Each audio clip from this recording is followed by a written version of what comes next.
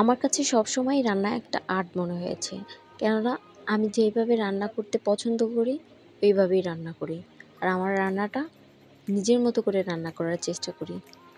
আসসালামু আলাইকুম এভরিওয়ান, রিমঝিম কিচেন থেকে আপনাদের জন্য অনেকদিন পর একটা ভিডিও নিয়ে চলে আসলাম। আজকে রান্না করব আমি ভেজিটেবল নুডলস, আর জাস্ট আপনাদের সাথে ওইটাই শেয়ার করব। এখানে আমি আগে থেকে গরম পানিটা জগ হিটারে গরম করে নিয়েছিলাম। এখানে আমি পাত্রে গরম পানিগুলো দিয়ে দিচ্ছি, আর আমি একদম ফুটন্ত গরম পানিটা দিয়েছিলাম।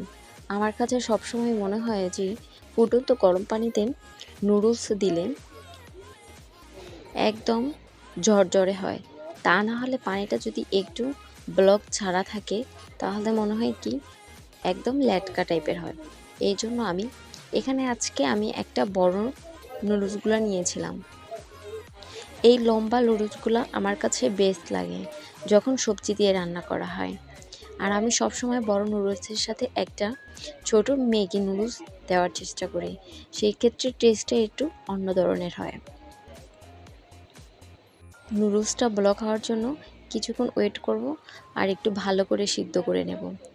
এখানে আমার মনে ছিল না, জাস্ট একটু তৈল দেই, কিন্তু দেওয়ার ওইটা মনে ছিল না, তাই পরে দেওয়ার চেষ্টা করছি আর দেখিনি। এখানে আমি একটু কিছু তৈল দিয়ে আর রসুন কুচি দিয়েছিলাম অল্প একটু, আর এখানে দিয়ে দিয়েছি কিছু চিংড়ি মাছ। আজকে চিংড়ি মাছটা একটু বেশি দিয়েছি আর ডিমের পরিমাণটা একদমই কম দিয়েছি। চেষ্টা করেছি চিংড়ি মাছটা দিয়ে নুডলসটা খাওয়ার। চিংড়ি মাছটা একটু ব্রাউন কালার চলে আসলে আমি একটা ডিম দিয়েছি। আজকে একটি ডিমের পরিমাণ দিয়েছি, কারণ আমি নুডলসটা একটু কমই রান্না করব, তার জন্য চিংড়ি মাছ অ্যাড করছি আর একটা ডিম দিয়েছি। ডিমটা একটু হালকা ভাজা ভাজা করে এখানে আমি গাজর কুচি দিয়েছি। গাজর কুচিটা আমি সিদ্ধ করিনি, একটু বড় বড় করে কাটছি যাতে খেতে অনেকটা ভালো লাগে আর গাজরটা গলে না যায়। এই তো এখানে আমি কিছু বরবটি দিয়ে দিয়েছি। নুডলসের সাথে বরবটিটা আমার অনেক ভালো লাগে, তার জন্য সবসময় চেষ্টা করি বরবটিটা রাখার জন্য। একটু ভাজা ভাজা করার জন্য চেষ্টা করবেন, একটু টাইম করে লো আঁচে একদম ভাজা ভাজা করার চেষ্টা করবেন। এখানে আমি কিছু কাঁচামরিচ ফালি করে দিয়েছি। আমি একটু কাঁচামরিচ বেশি দিয়েছি, কারণ কাঁচামরিচটার ঝাল আমার অনেক ভালো লাগে। আর কিছু পেঁয়াজ দিয়েছি। পেঁয়াজটা কাঁচা বড় বড় করে ফালি করে দিয়েছি, যাতে মুখে ভাতে আর একটু কাঁচা টাইপের থাকে। এই নুডলসটায় কাঁচা পেঁয়াজটা বেশি কাঁচা টাইপের থাকলে আরও বেশি খেতে মজা হয়। এখানে কিছু সয়া সস অ্যাড করছি, আর আমি টমেটো সস কিছু পরিমাণ অল্প পরিমাণ দিয়েছি, কারণ আলাদা করে আমি আবার টমেটো সসটা নুডলসের সাথে খেতে চাচ্ছি, তার জন্য বেশি একটা অ্যাড করিনি। এই তো একটু সময় করে ভাজা ভাজা করে নেবেন।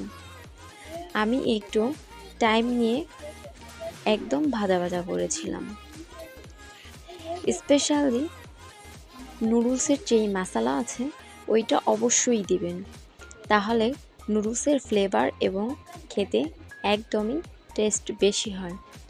সবজিটা সিদ্ধ হওয়ার জন্য আমি ঢেকে রেখেছিলাম 5 মিনিট, একদম লো আঁচে রেখেছিলাম, তা না হলে সবজিটা বেশি সিদ্ধ হয়ে যাবে, তার জন্য আমি একটু সবজিটা কাঁচা রাখার চেষ্টা করেছি। এই তো এখানে আমি সিদ্ধ করা নুডলসটা দিয়েছি। একটু টাইম নিয়ে নুডলসটা ভালো করে মিক্স করে নেব, তা না হলে লবণ এর পরিমাণ ঠিকমতো হয়েছে কি না সেটা বোঝা যাবে না। একটু টাইম নিয়ে মেশানোর চেষ্টা করবেন।